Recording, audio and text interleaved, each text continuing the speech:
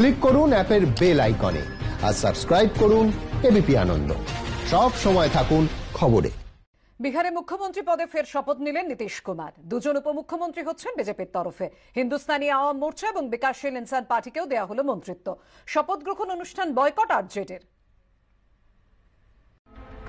জোট ধর্ম বড় বালাই, থার্ড বয় হয়েও ফের একবার পাটলিপুত্রের সিংহাসনে বসলেন নীতিশ কুমারই। এই নিয়ে টানা 4 বার, সব মিলিয়ে 7 বার।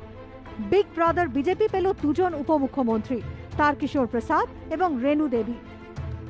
जनता का फैसला है, उसी के अनुरूप फिर से एनडीए की सरकार बनी है।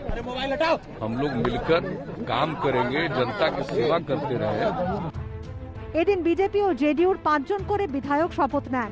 এছাড়া ভিআইপির বিধায়ক মুকেশ সাহানি এবং এইচএম এর বিধায়ক সন্তোষ সুমনও মন্ত্রী হিসেবে শপথ নেন। 243টি আসনের বিহার বিধানসভা নির্বাচনে 125টি আসনে জয়ী হয় এনডিএ। এর মধ্যে বিজেপি 74, জেডিইউ 43, জিতন রাম মাঝির হিন্দুস্তানি আওয়াম মোর্চা 4 এবং মুকেশ সাহানির বিকাশশীল ইনসান পার্টি 4 আসনে জয়ী হয়। পূর্ব নির্ধারিত সমীকরণ মেনে নীতিশকেই মুখ্যমন্ত্রী হিসেবে বেছে নেওয়া হয় এনডিএর বৈঠকে। তবে এবার আর নীতিশ কুমারের ডেপুটি করা হয়নি সুশীল মোদীকে। এই সিদ্ধান্ত জানার পরেই সুশীল মোদী টুইট করে বলেন, বিজেপি এবং সংঘ পরিবার আমার 40 বছরের রাজনৈতিক জীবনে এত কিছু দিয়েছে যার কারো ভাগ্যে জোটেনি। আমাকে ভবিষ্যতে যে দায়িত্ব দেওয়া হবে তা পালন করব। দলের কর্মীর পদ আমার কাছ থেকে কেউ ছিনিয়ে নিতে পারবে না। এই প্রেক্ষাপটে বিভিন্ন মহলে জল্পনা শুরু হয়েছে, সুশীল মোদীকে কি কেন্দ্রীয় মন্ত্রীর পদ দেওয়া হতে পারে।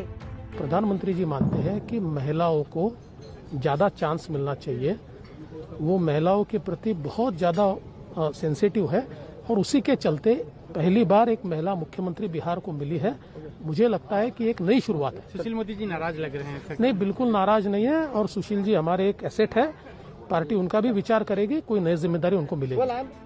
সোমবার ঐক্যবদ্ধ এনডিএর বার্তা দিতে নীতিশ কুমারের শপথে হাজির ছিলেন অমিত শাহ থেকে জেপি নাড্ডা। কিন্তু কম আসন পেয়ে মুখ্যমন্ত্রী হওয়া নীতিশ কুমারের সরকার স্থায়ী হবে তো, সেই প্রশ্ন উকি দিচ্ছে অনেকের মনে। এবিপি আনন্দ।